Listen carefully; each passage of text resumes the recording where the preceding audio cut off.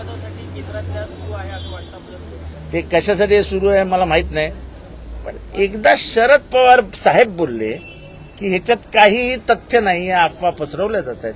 त्याच्यानंतर तुम्ही पत्रकारही आम्हाला प्रश्न का विचारता ह्याची मला जरा थोडीशी हे आहे की म्हणजे काय काय एक्झॅक्टली तुमच्या मनात काय आहे? या 2 दिवसाच्या बैठकीचा मग अजेंडा काय आहे? कारण अजेंडा म्हणजे आम्ही त्या बैठकीच्या निमित्तानं सुद्धा सातत्य असं आहे,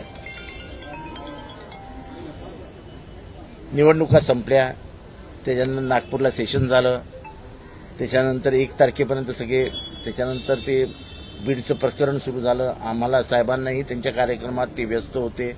त्याच्यानंतर मग वेळ मिळाला तर कार्यकर्त्यांशी बोलायला पाहिजे.